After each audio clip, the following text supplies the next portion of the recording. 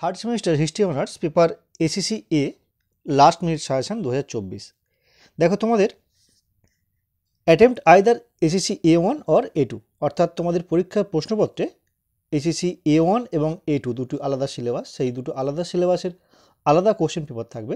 তোমরা দুটোর মধ্যে যে কোনো একটা চুজ করতে হবে বা যে কোনো একটি লিখতে হবে।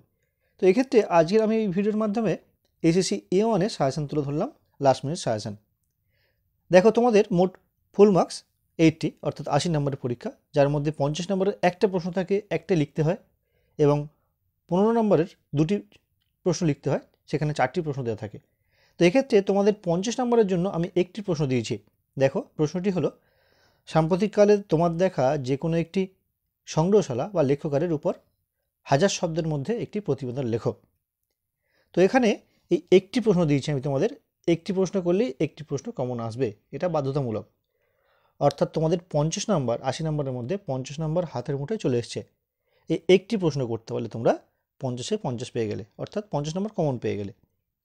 বাকি থাকছে 30 নম্বর, সেখানে দুটি 15 নম্বরের প্রশ্ন উত্তর দিতে হয়। সেই দুটি 15 নম্বরের প্রশ্নের জন্য আমি মোট 4টি প্রশ্ন রেখেছি, দেখে নাও।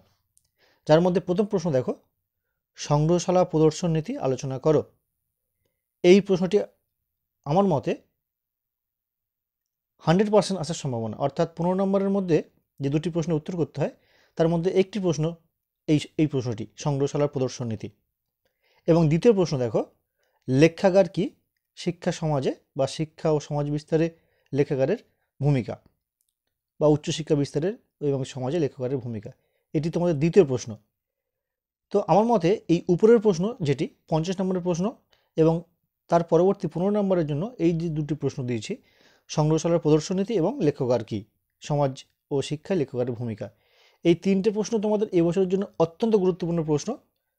যদি তোমাদের হাতে সময় খুব কম থাকে বা কোনো কারণে প্রিপারেশান নেওয়া হয়নি, বা যদি মনে করো যে কোনো রকমের পরীক্ষাটা দেবো, তাদেরকে বলবো, শুধুমাত্র তাদেরকেই বলছি, এই উপরের 3টি প্রশ্ন তোমরা করো। বেশি প্রশ্ন করার সময় যদি না থাকে, আর যদি থাকে তাহলে আরও দুটি প্রশ্ন দিয়েছি, দেখে নাও। বিভিন্ন প্রকার সংগ্রহশালার উল্লেখ সহ এর কার্যাবলী উল্লেখ করো। এই প্রশ্নটা তোমরা করো। আর যদি একটু মনে হয় আর একটু বেশি প্রশ্ন করার সময় রয়েছে বা করতে পারবে, তাহলে তোমরা এই নিবন্ধীকরণ বলতে কী বোঝো এবং নিবন্ধীকরণের বিভিন্ন পর্যায়গুলি আলোচনা করো। এই 4টি প্রশ্ন তোমরা করো, আশা করছি তোমরা ভালো ফল পাবে। এবং এই সঙ্গে একথাও বলি, তোমাদের এই যে প্রশ্নগুলি বললাম, এই প্রশ্নগুলির উত্তর কিন্তু আমি অনেক আগেই আমার ভিডিওর মাধ্যমে আপলোড করে দিয়েছি চ্যানেলে। তোমরা দেখে নিয়েছো আশা করি অনেকেই, যারা দেখোনি তোমরা এখনই দেখে নাও, যার লিঙ্ক দেওয়া রইল ডিসক্রিপশন বক্সে। এমনকি এই পেপারের পুরো সিলেবাস ভিত্তিক যে সাজেশান, তার আগে অনেকদিন আগেই দিয়ে দিয়েছি, তোমরা অনেকেই আশা করি দেখেছো। তো আজকের ভিডিওটি কেমন লাগলো অবশ্যই কমেন্ট করে জানিও, পারলে একটি লাইক করো, আর যদি কোনো প্রশ্ন থাকে অবশ্যই তোমরা কিন্তু কমেন্ট করে জানিও।